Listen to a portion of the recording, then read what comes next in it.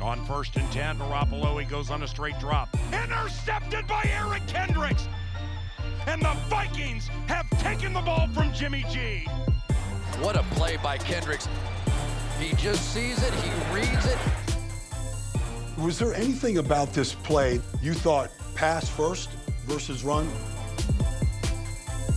Yeah, when the fullback motioned out, usually he's going somewhere quick, and he kind of stuttered right off the line, so I know that instantly it's kind of a pass. So when you're looking at the quarterback, tell me what all you see.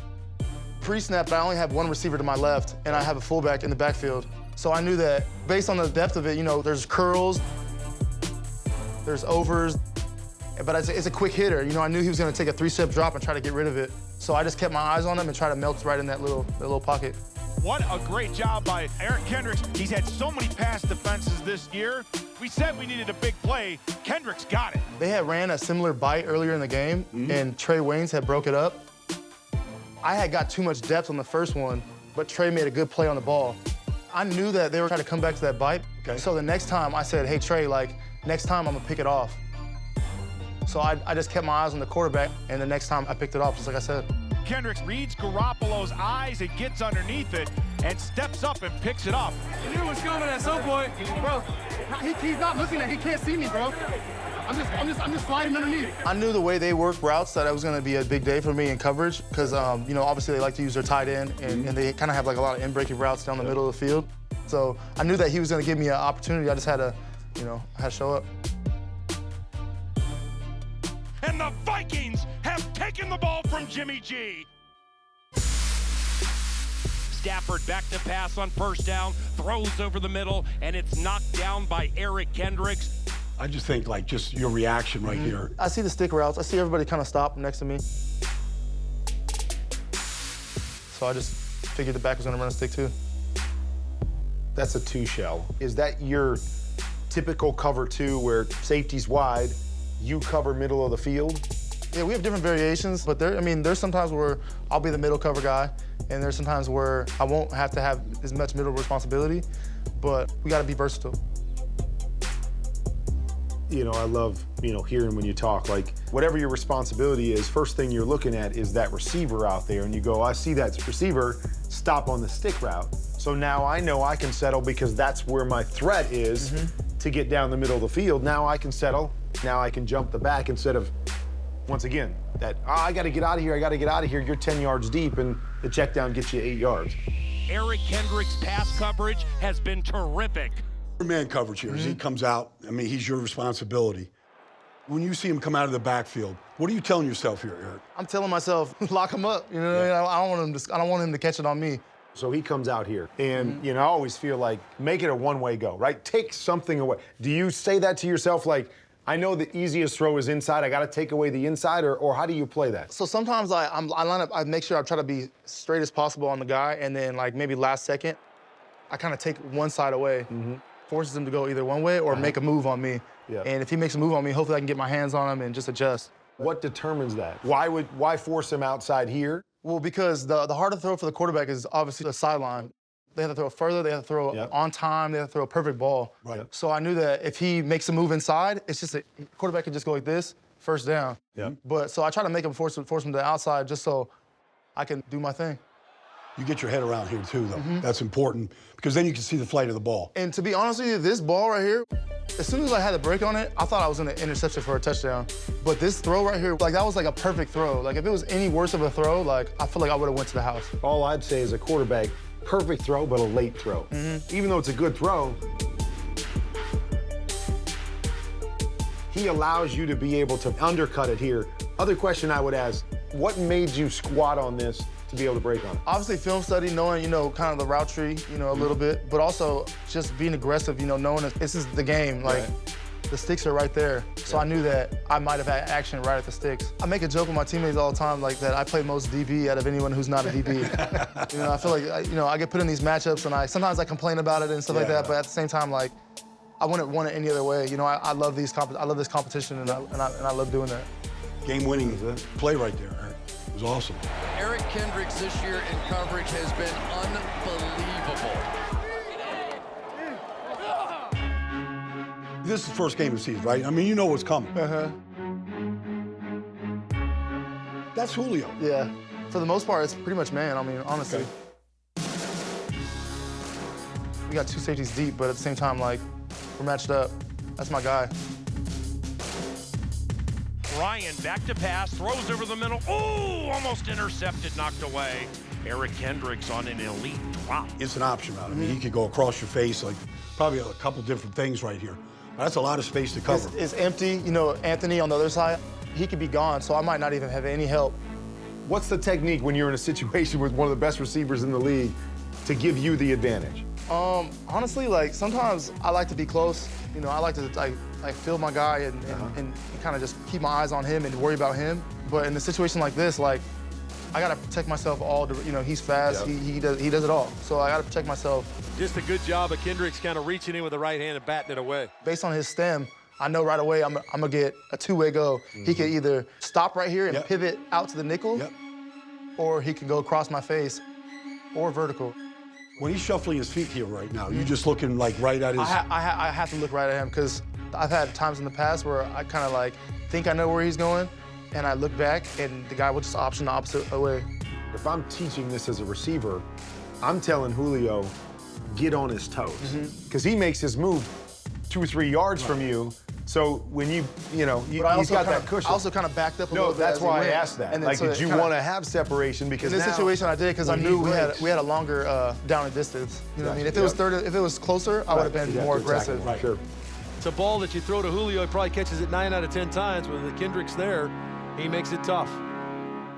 Part of what you've done and built here in Minnesota is you and Barr and how you play off each other. Let's talk, AB.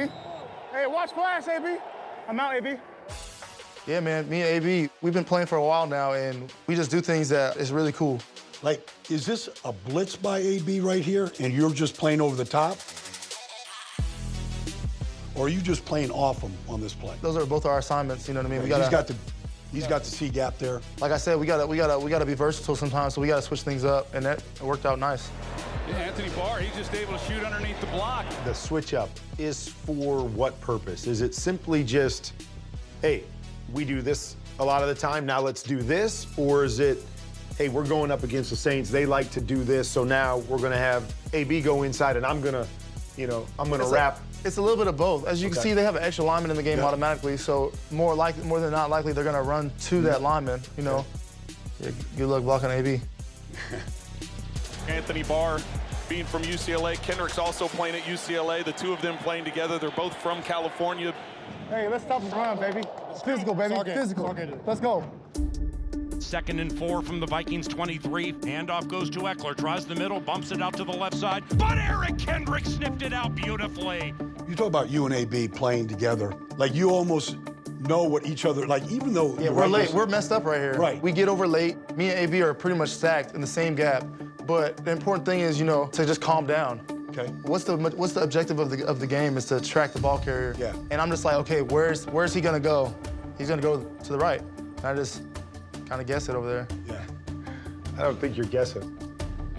That to me is the stuff that fascinates me because 99% of the guys in the league, if you're set up, they can do the right thing. Yeah, you have a chance. But what happens is when it gets changed and now all of a sudden you're going, well, I could be this gap or this gap.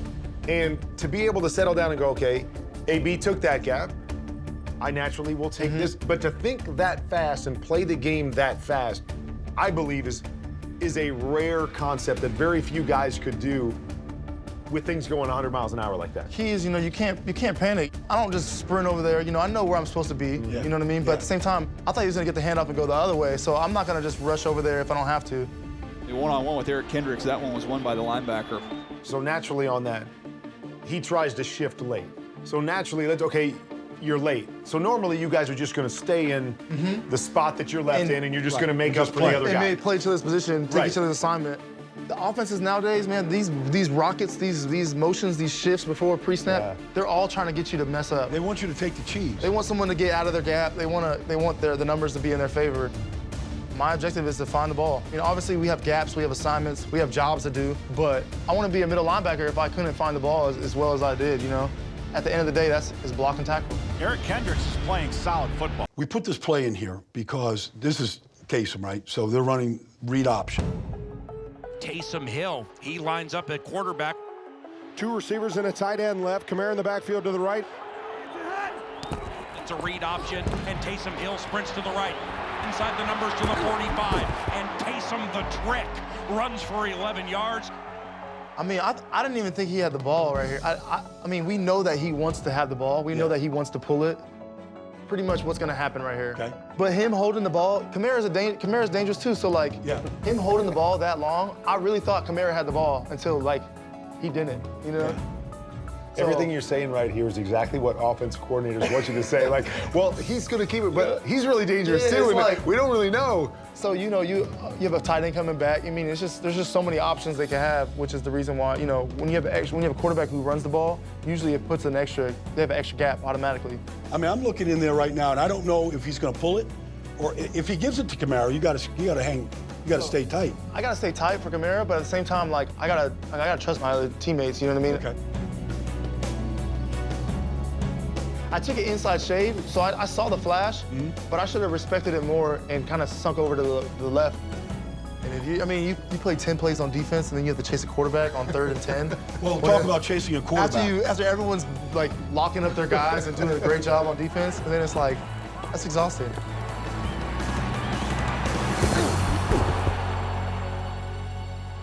This guy is exhausting. Yeah. Like, I mean, you guys kept him in check pretty good in this game. In your zone coverage, you can't take your eyes off of 3, right? Mm-hmm. I mean, no matter what you're doing. We gotta also obviously trust our pass rush, but at the same time, like, this is what he does. Like, he's been doing it for years.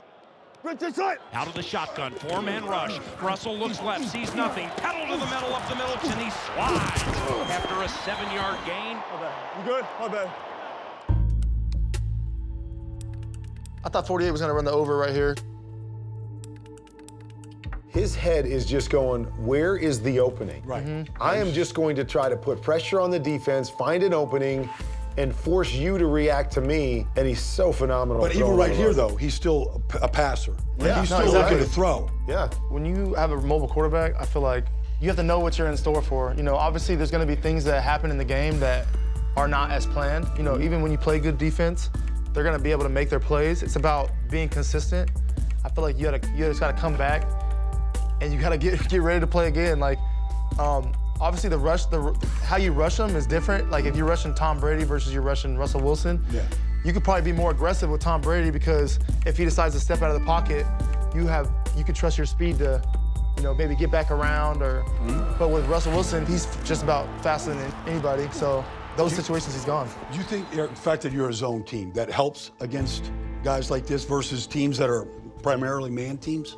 When you play a man versus scrambling quarterback, it's just hard because you're guarding the Julios, you're guarding now you're guarding the running backs that are out there, the Camaras, the Cohens and stuff like that. And those guys are fast and shifty, and the play's going for 5 seconds. And after they run their normal route, they're just making things up now. Right. They're running to the right, juking to the left, scramble drill, and it's hard.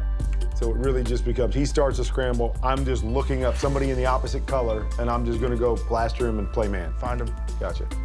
And I guess the worst thing to do is to compound anything here. I mean, he's sliding, okay. He slid late on this one. I wanted to hit him, but I know you I was did. kind of like wondering, but he slid late. Like this is always, I don't think you did as much of it this year as you had done it in the past, but it's always been kind of a staple in your past schemes right here. Take those A-gaps. Shotgun, it's a fade left, nearly intercepted by Hughes, but it's incomplete. This is a pretty good blitz right here. Just let this limbo around right there.